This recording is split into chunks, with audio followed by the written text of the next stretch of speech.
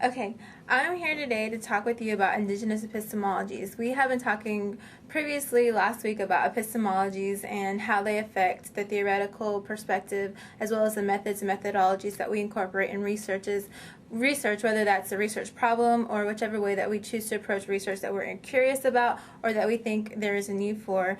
So we each were assigned different epistemologies or methodologies to discuss in class. Mine was American Indian epistemologies or Indigenous epistemologies, depending on how you coin it. So the two articles that I was assigned was from Kahete and also from Linda Tahiwa Smith, who is from the Maori, New Zealand area, and also has been had a part in the Maori educational system when they created a system that was all taught, an educational system that was all taught in the Maori language for the students and those in the community who are in that education system.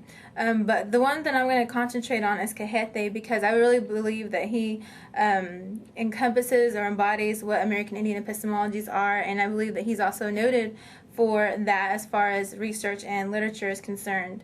In our epistemology assignment, we were asked to what are the nature of realities, our basic beliefs about American Indian epistemologies. And one of the things that he mentions is nature, family, community, and spiritual ecology, and how that contributes to the knowledge for American Indians or Indigenous epistemologies. The other thing that he also talks about regarding epistemologies is that there's, I talked about nature, family, community, and spiritual ecology, but also that there is influence through the environment, socially and spiritually, which, as far as me being a Native or Indigenous person, I definitely believe that, and believe that that affects our way of knowing or how we believe things come to be. One of the other things that he talks about as far as like what influences us whenever we're getting to know certain ways of being, like as far as leadership or how we interact or relationships and everything, how do we learn that? And one of the things that he mentions is storytelling, experiential learning, ritual or ceremony, dreaming, the tutor, which is through apprenticeship, and whether that's through learning from our elders or learning through somebody else. That's maybe for a male, we learn from somebody else within our tribe, like a tribal leader, or somebody who is considered in a high in the ceremonies, depending on what tribe we are. And then also an artistic creation, which is if we have that skill of being an artist, whether that's through singing or whether that's through drumming or through flute or through whatever other venue of art that we have within our tribe or our culture, then that's another way of learning and becoming who we are as far as our Indigenous epistemology and the way that we come to believe. The other thing that I think that was key in what he talked about is that our knowledge, as far as like how we determine what knowledge is and what we think of knowledge as, is also determined on the tribe, because each tribe, and I know that some of those that aren't non-Native may not realize that there's so much diversity within Native Americans. Within the United States itself, we have 560-something tribes who are federally recognized, which is that they have been determined by the United States government as being Native American tribes.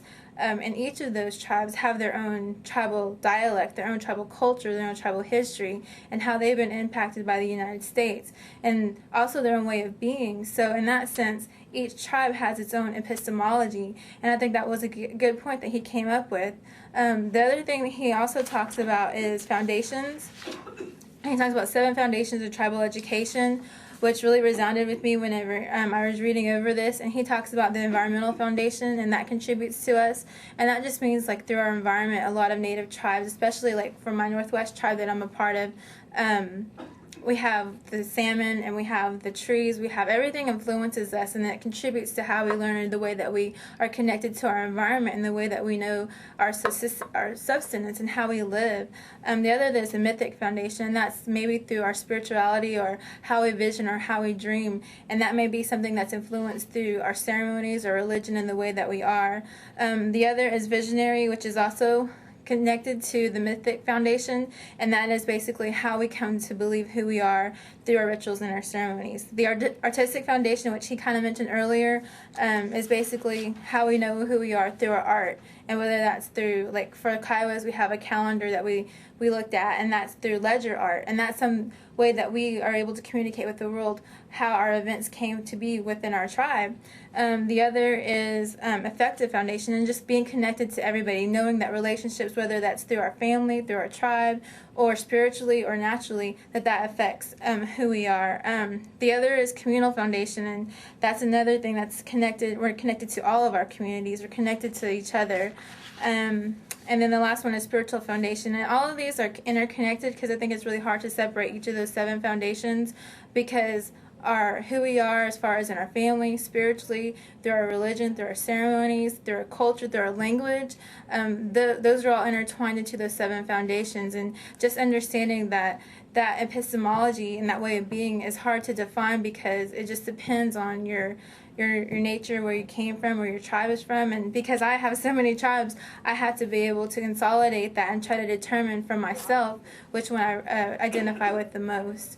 And so it's just important to see that from Indigenous epistemologies, that we see that there's something that's been defined for us, something that we can actually relate to as far as epistemology is concerned. And I really believe that, if we continue to look towards this and compare it to other epistemologies, maybe this is something that's more culturally based, but it's also something that's more relevant, especially for a specific population. And I think that can help influence and help to hopefully make a mark on what research is done for Native Americans and for Indigenous populations across the globe.